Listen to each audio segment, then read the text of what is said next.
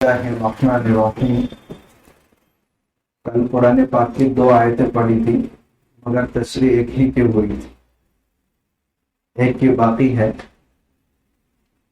سب سے پہلا گھر جو لوگوں کے لیے بنایا گیا ہے وہ گھر ہے جو مکہ میں ہے۔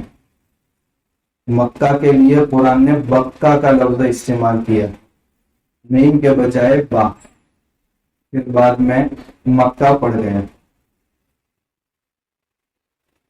مبارکن، جو گھر بابرکت بھی ہے، وہدی للعالمین، اور پورے عالم کے لیے ہدایت کا ذریعہ بھی ہے۔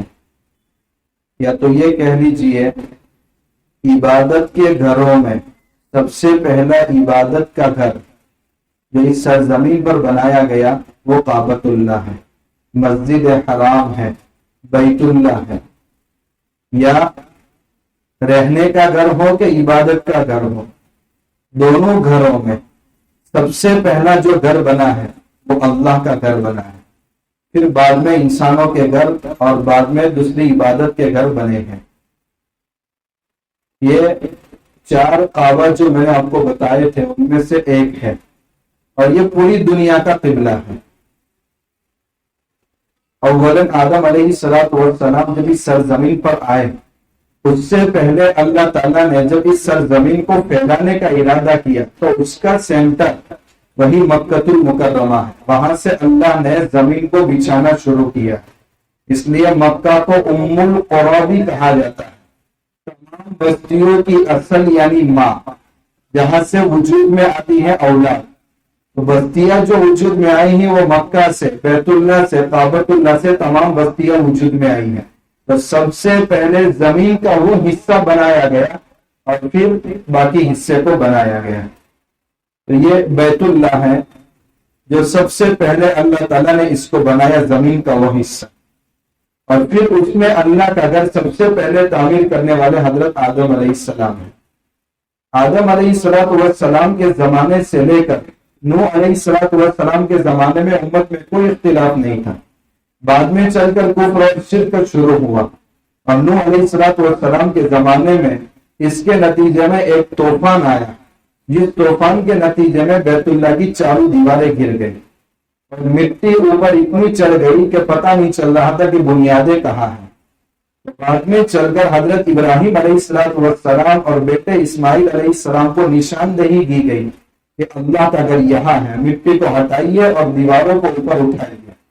وَإِذْ يَرْفَعُ إِبْرَاهِيمُ الْقَوَاعِدَ مِنَ الْبَيْتِ وَإِسْمَاعِيلُ، اور حضرت ابراہیم اور اسماعیل علیہ السلام نے اسی بنیادوں کو اوپر اٹھایا، سرے میں نہیں بنایا، بلکہ جو بیت اللہ کی دیواریں طوفان نوح کی وجہ سے گر گئی تھی اس کو سرے میں اوپر اٹھایا۔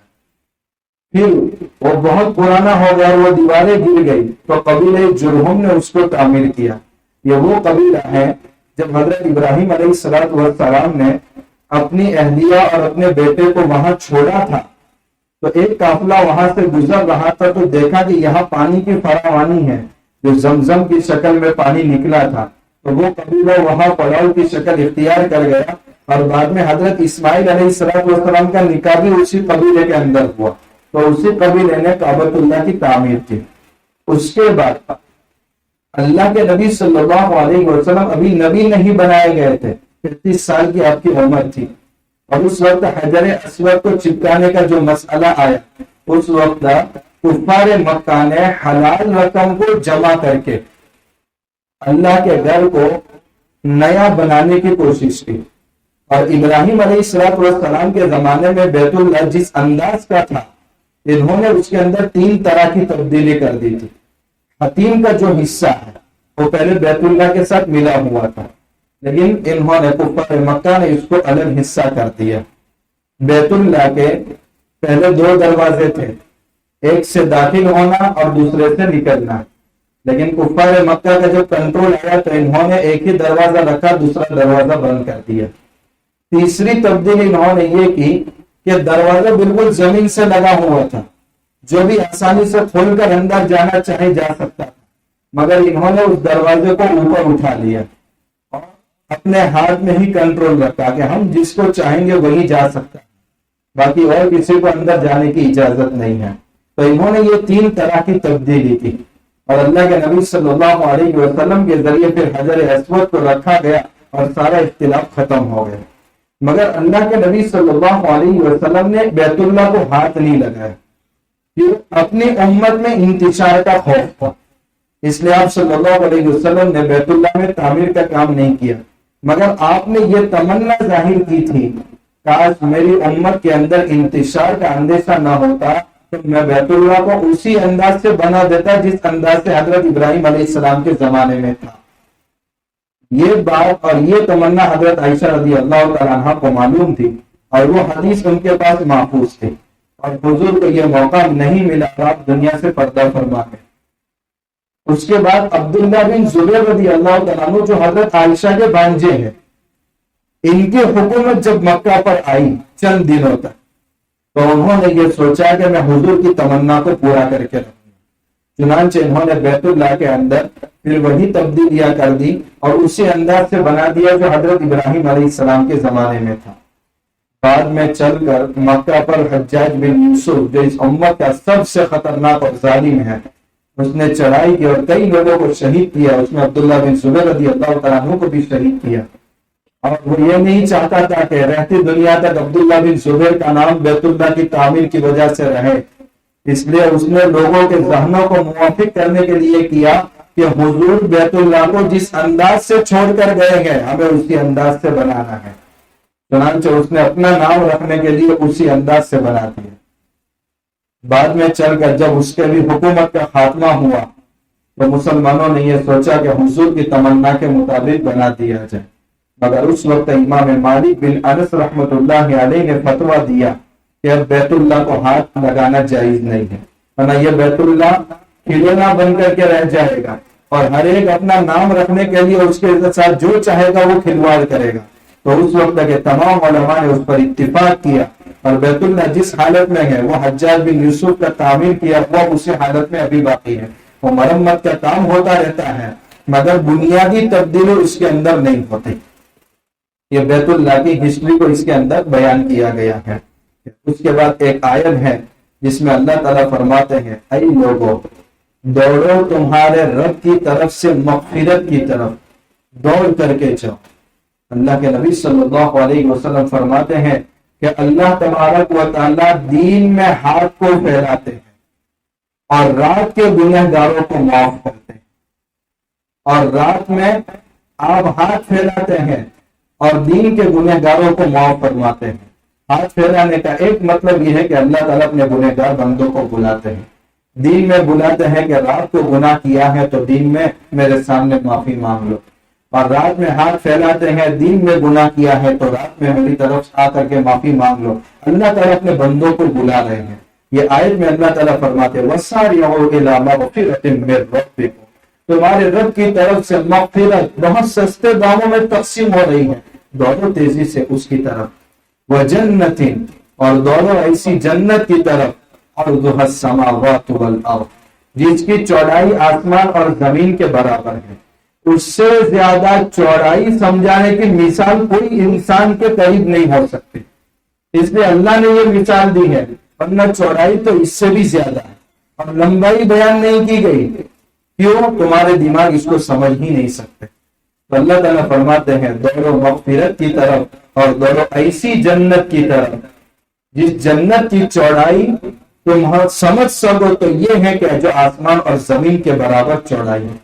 پھر اس کی چوڑائی اتنی ہے، لمبائی کتنی ہوگی. اعدت للمتقین، اور یہ جنت متقیوں کے لیے تیار کی گئی ہے. اللہ ہم سب کو متقی بنا دے. ہم اللہ سے پوچھنا چاہتے ہیں متقی کون ہے؟ اب یہ تو بتا دیجئے. وہ اوصاف ہم اپنے اندر پیدا کرنے کو تیار ہیں. اللہ تعالیٰ نے وہ اوصاف بھی بتائے. الذین ينفقون فی السراء والضراء، متقی کا پہلا وصف یہ ہے خوشحالی ہو یا تنگ دستی ہو، اللہ کی راہ میں خرچ کرنے کو وہ چھوڑتے نہیں ہیں. بہت سے لوگ جو مانگنے والے کہ وہ ہمیشہ مانگتے ہی رہتے ہیں، کبھی خرچ نہیں کرتے. یہ بھی طریقہ درست نہیں ہے. ہمارے پاس 1,00,000 روپیہ آ گئے، 1,000 روپے ہم نے غریب کو دے دیے. ہمارے پاس 1,000 روپے تھے، ہم نے 1 روپیہ اللہ کی راہ میں دیا، دونوں کو برابر ملا ہے. یہ پہلا وصف ہے کہ اللہ کے نیک بندے اور متقی وہ ہیں جو خرچ کرتے ہیں خوشحالی میں بھی اور تنگی میں بھی، لیکن خرچ کرنے کا سلسلہ بند نہیں ہوتا، اس لیے دونوں حالتوں میں اللہ ہم کو خرچ کرنے کی توفیق عطا فرمائے۔ دوسری بات، والکاظمین الغیظ، جو غصے کو پی جاتے ہیں، اللہ کے لیے پی جاتے ہیں۔ سحری میں، افطاری میں ذرا کھانے میں مزہ بدل گیا، 14 گھنٹے کے بعد ایک مرتبہ کھانا ملا ہے، غصہ تو بہت آ رہا ہے مگر اللہ کے لیے پی گئے۔ والعافین عن الناس، صرف غصہ نہیں پیتے، دل سے معاف بھی کر دیتے ہیں۔ یہ تیسری صفت۔ چوتھی صفت، واللہ یحب المحسنین، اور اللہ تعالیٰ احسان کرنے والوں کو پسند فرماتے ہیں۔ تو غصہ پی بھی گئے، معاف بھی کر گئے، اور دن میں جا کے جوڑا خرید کر لائے بیوی کے لیے، لو تم پر احسان کر رہا ہوں۔ غصہ تو بہت آیا مگر احسان بھی کیا۔ تو یہ 4 صفتیں اللہ تعالیٰ نے متقی کے لیے بیان کی ہیں۔ حضرت حسین بن علی رضی اللہ تعالیٰ عنہ جب ان کی باندھی وضو کا پانی لے کر ان کے پاس آئی تو اچانک پیر پھسل گئے، اور پیر پھسلنے سے پورا پانی حضرت حسین بن علی رضی اللہ تعالیٰ عنہ کے کپڑے پر گر گئے، اور پورا پانی گرنے سے کپڑے اتنے گندے ہو گئے جس کی وجہ سے ان کو اتنا غصہ آیا، مگر باندی نے فوراً یہ آیت پڑھی، حضرت اعدت للمتقین، جنت متقیوں کے لیے تیار کی گئی ہے، اور متقی کا ایک وصف یہ بیان کیا گیا، والکاظمین الغیظ، کہ وہ اپنا غصہ پی جاتے ہیں۔ تو حضرت نے فرمایا میں بھی اپنا غصہ پی جاتا ہوں۔ یہ فرمایا دوسری صفت ہے والعافین عن الناس، وہ دل سے معاف بھی کر لیتے ہیں۔ کہا جا میں نے تجھے دل سے معاف بھی کر دیا، کہا اس پر بس نہیں ہے، وہ مزید احسان بھی کرتے ہیں۔ کہا جا میں نے تجھ پر احسان کیا اور تجھے آزاد کر دیا، آج کے بعد تو میری خدمت نہیں کرے گی۔ تو یہ سارے وصف متقیوں کے ہیں۔ آگے ایک اور وصف بیان کیا، والذین اذا فعلوا فاحشۃ، جب ان سے کوئی گناہ کا کام ہو جاتا ہے، او ظلموا انفسہم، یا گناہ کر کے اپنی ذات پر ظلم کرتے ہیں، ذکروا اللہ، دیر نہیں کرتے، فوراً اللہ کو یاد کرتے، فاستغفروا لذنوبہم، اور اللہ سے اپنے گناہوں کی معافی مانگتے۔ گناہ ہو جاتا ہے بشری تقاضے کی بنا پر، مگر معافی مانگنے میں دیر نہیں کرتے۔ یہ کون بندے ہیں؟ یہ متقی بندے ہیں۔ حتیٰ ایک روایت میں کہا گیا کہ اگر تم گناہ کرنا چھوڑ دو تو اللہ تعالیٰ تم کو ختم کر کے ایسی قوم کو پیدا کرے جو گناہ کر کے اللہ کے سامنے معافی مانگے۔ اس کا مطلب یہ نہیں تم بار بار گناہ کرو اور معافی مانگتے رہو، اس کا مطلب یہ ہے کہ اللہ تمہیں ہر وقت نوازنا چاہتا ہے، اس لیے تم کسی قیمت پر نا امید مت ہو۔ بہت سارے حضرات یہ کہتے ہیں کہ گناہ کرنے کے بعد جب معافی مانگ لی اس کے بعد پھر وہ گناہ ہو جاتا ہے تو کیا کریں؟ حضرت ابراہیم بن ادہم رحمت اللہ علیہ کے پاس ایک شخص آیا، دل میں ایسا دائیا پیدا ہو رہا ہے کہ وہ گناہ کر دو، تو حضرت نے فرمایا چند چیزیں میں بتا رہا ہوں وہ کر لے، اس کے بعد تو جو چاہے گناہ کر لے، تجھے گناہ نقصان نہیں دے گا۔ تو اس نے کہا یہ تو بہت اچھی بات ہے، میں تو وہ کام کر لوں گا۔ حضرت نے فرمایا تو سب سے پہلے جس کی نافرمانی کرنے کا ارادہ کر رہا ہے اس کا رزق کھانا چھوڑ دے، بند کر دے اس کا رزق۔ بھلا کوئی کسی کا کھانا کھانے کے بعد اس کی نافرمانی کرے، یہ تو ممکن نہیں ہے۔ تو اس نے کہا دنیا میں جو بھی دانا میں کھاؤں گا وہ اسی کا رزق ہے۔ تو حضرت نے فرمایا دوسری بات، جب تو گناہ کرنے کا ارادہ کرے تو اللہ کی نافرمانی کا ارادہ ہو تو اللہ کی زمین کو چھوڑ کر کہیں اور چلا جائے۔ تو کسی کے گھر میں رہ کر کے اس کی نافرمانی کیسے کر سکتا ہے؟ تو اس نے کہا کہ ساری زمین کا حصہ اللہ کا ہی بنایا ہوا ہے، میں اس کی زمین کو چھوڑ کر کہاں جا سکتا ہوں؟ پھر حضرت نے فرمایا کہ تیسری چیز، جب تو اللہ کی نافرمانی کا ارادہ کرے اور ملک الموت آئے تو اس وقت اس کو کہہ دینا ذرا تھوڑی دیر کے بعد آنا، میں نے گناہ کیا ہے مگر توبہ نہیں کی ہے۔ تو اس نے کہا کہ ملک الموت کو کون ٹال سکتا ہے؟ حضرت نے فرمایا چوتھی چیز، جب تیری گناہ کی بدولت جب زبانیہ یعنی جہنم کے فرشتے جب تجھے دھکے مار کر جہنم کی طرف لے جائے تو ان کو کہہ دینا میں نہیں آؤں گا۔ تو اس نے کہا کہ حضرت، اس نے کہا ہمارا بس چلنے والا ہے. کہا جب تجھے معلوم ہے کہ تو اسی کا رزق کھاتا ہے، اسی کی زمین پر رکا ہوا ہے اور ملک الموت کو ٹال نہیں سکتا، زبانیہ فرشتوں کے قبضے سے اپنے آپ کو چھڑا نہیں سکتا، پھر نافرمانی کیوں کر رہا ہے؟ اس نے کہا میرے دل سے گناہ کا تصور ہی نکل گیا. اللہ ہم سب کو ایسی توبہ نصوحہ، یعنی ایسی سچی توبہ کہ جو توبہ کبھی ٹوٹے نہیں، ایسی توبہ کرنے کی توفیق عطا فرمائے. ہم واقعیتاً کمزور ہیں کہ صبح توبہ کی شام کو ٹوٹ گئی اور شام کو توبہ کی تو صبح ٹوٹ گئی. یہ متقیوں کے جو اوصاف بیان کیے گئے ہیں، اللہ ہمارے اندر پیدا کرنے کی توفیق عطا فرمائے. ایک آخری آیت ہے جس آیت کا خلاصہ یہ ہے، یہ سورہ آل عمران کی اہم آیتیں آ گئی آپ کے سامنے. اس کے بعد جو آیت ہے وہ سورہ نساء کی آیت ہے. دیکھیے عربی میں دو ورڈ ہے، ایک لفظ ہے رجال جس کے معنی ہے مرد، اور ایک ہے نساء جس کے معنی ہے عورتیں. قرآن میں 114 سورتوں میں سورۃ النساء ہے، یعنی عورتوں کی پوری سورت جو پورے 1.5 پارے پر مشتمل ہے. لیکن کہیں سورۃ الرجال آپ کو نہیں ملے گی کہ مردوں کی سورت. یہ اللہ تعالیٰ نے تھپڑ مارا ہے ان لوگوں کے منہ پر جو مسلمانوں کے بارے میں یہ کہتے ہیں کہ یہ عورتوں کے حقوق نہیں دیتے. اسلام نے نعوذ باللہ عورتوں کا حق نہیں دیا. ان کے لیے بس یہی کافی ہے کہ پوری سورۃ النساء 1.5 پارے پر مشتمل قرآن نے اتاری ہے. اور اللہ کے نبی صلی اللہ علیہ وسلم جس دور میں اس دنیا میں تشریف لائے، عورتوں کا جینا مشکل ہو گیا تھا. اس وقت آپ صلی اللہ علیہ وسلم یہ فرما رہے ہیں کہ جس نے اپنی بچی کی پرورش کی اور اس کی اچھی تربیت کی، اس کا نکاح کرایا، کل میں اور وہ قیامت کے دن اس انداز سے کھڑے ہوں گے. جس کو جینے کا حکم نہیں ہے، ایسے دور میں آپ صلی اللہ علیہ وسلم فرما دیں گے جس چیز کو تم ذلت کی چیز سمجھ رہے ہو وہ عزت کی چیز ہے کہ کل میرے ساتھ وہ اس انداز سے کھڑا ہوگا. پھر آپ صلی اللہ علیہ وسلم نے فرمایا وہ بچی جب ماں بن جائے تو جنت اس کے قدموں کے نیچے آ جاتی ہے. تو جس ماں کے قدموں کے نیچے جنت ہو اس کے سر کا مقام کیا ہوگا؟ اتنا بڑا مقام عورتوں کو اسلام نے دیا. آج ایک قانون لایا جا رہا ہے UCC، اور اس قانون کے ذریعے سب کے لیے ایک قانون، مرد کے لیے بھی اور عورت کے لیے بھی. وراثت کے اندر اسلام مرد کو ڈبل دے رہا ہے اور عورت کو سنگل حق دے رہا ہے. یہ آگے کی آیت جو آ رہی ہے اس کا پس منظر بھی یہی ہے. اللہ کے نبی صلی اللہ علیہ وسلم کے زمانے میں ایک شخص کا انتقال ہو گیا. جب انتقال ہو گیا تو بیوی بیوہ ہو گئی اور بچے نابالغ تھے، یتیم تھے.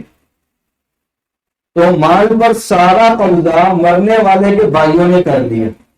اب وہ بیوہ عورت اللہ کے نبی صلی اللہ علیہ وسلم کے پاس آئی اور کہا یا رسول اللہ میں بیوہ ہوں، بچے یتیم ہیں، میرے شوہر کا انتقال ہو گیا تو مجھے بیوہ ہونے کی وجہ سے اور عورت ہونے کی وجہ سے حصہ نہیں دیا گیا، اور میرے بچے نابالغ ہیں، یتیم ہیں، اس وجہ سے ان کو حصہ نہیں دیا گیا، اور مرنے والے کے بھائیوں نے قبضہ کر دیا.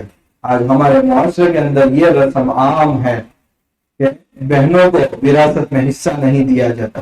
شادی میں ان کو خرچہ دینا فرض نہیں ہے، لیکن والد کے یا والدہ کے انتقال کے بعد جو مال چھوڑ کر کے جاتے ہیں بہنوں کو ان مال میں حصہ دینا فرض ہے. ایک آدمی نے اپنی بہن کی شادی میں 5 لاکھ روپے خرچ کیے اور والد کے انتقال کے بعد 25,000 روپے اس بھائی کے اوپر بہن کی میراث کا حق بنتا ہے، وہ نہیں دیا تو کل قیامت کے دن اس کی پکڑ ہوگی. اس لیے سب سے پہلے یہ طے کرنا چاہیے. دیکھیں اسلام جو ہے اتنا صاف شفاف مذہب ہے کہ وہ اس بات کی تاکید کر رہا ہے کہ اپنے ذمے کسی کا حق باقی نہ ہو. یہ دل میں جذبہ پیدا کرو. اگر ہر ایک انسان اپنے دل میں یہ جذبہ پیدا کرے کہ مجھے اپنے ذمے کسی کا حق باقی نہیں رکھنا، اور ہر ایک کے دل میں یہ جذبہ پیدا ہو جائے تو کوئی لینے والا باقی نہیں رہے گا، ہر ایک دینے والے بن جائیں گے اور اس کی برکت ہم دیکھیں گے. قرآن یہ کہہ رہا ہے جو لوگوں کا مال ناحق طور پر کھا لیتے ہیں بظاہر تو وہ سبز لقمے پیٹ میں جا رہے ہیں مگر انجام کے اعتبار سے جہنم کے انگارے پیٹ میں جا رہے ہیں. اس کو ہمیں ذرا غور کرنے کی ضرورت ہے. نماز وغیرہ عبادت کرنا ہمارے لیے آسان ہے، مگر معاملات کو صاف کرنا بہت مشکل ہے۔ جو معاملات کا صاف ہے، کل اللہ تعالیٰ بھی فرما دیں گے میرے حق میں کوتاہی ہوئی ہے تو میں معاف کرتا ہوں، مگر بندے کے حق میں کوتاہی ہوئی ہے تو اس کا اختیار چاہے مجھے ہے، مگر جب تک بندہ معاف نہیں کرے گا، بہن معاف نہیں کرے گی، تب تک وہ حق معاف ہونے والا نہیں ہے۔ اور یاد رکھے کل قیامت کے دن کوئی کسی کا حق معاف کرنے کو تیار نہیں ہوگا، ہر ایک کو اپنی نیکیوں کی فکر ہوگی۔ اگر آپ کے بینک میں نیکیاں ہیں تو لے جائے گی بہن، اور اگر نیکیاں نہیں ہے تو سارے اس کے گناہ آپ کے سر پر ڈال کر کے جائے گی۔ اللہ ہم سب کی حفاظت فرمائے۔ اس لیے آج ارادہ کرو انشاءاللہ والد کے انتقال کے بعد بہنوں کا جو حق ہمارے ذمہ باقی رہے گا، ہم چاہے تھوڑا تھوڑا کر کے لیکن ضرور ادا کریں گے۔ اللہ کے نبی صلی اللہ علیہ وسلم پر یہ آیت نازل ہوئی کہ میراث میں مردوں کا بھی حصہ ہے اور عورتوں کا بھی حصہ ہے، یتیم بچوں کا بھی حصہ ہے، ان کو بھی حصہ دیا جائے۔ بعد میں چل کر ان کو حصہ دیا گیا۔ کہ آخری جو پوائنٹ ہے وہ یہ بتانا ہے کہ اسلام میں بیٹے کو ڈبل حصہ مل رہا ہے، سنگل حصہ مل رہا ہے، ایسا کیوں ہے؟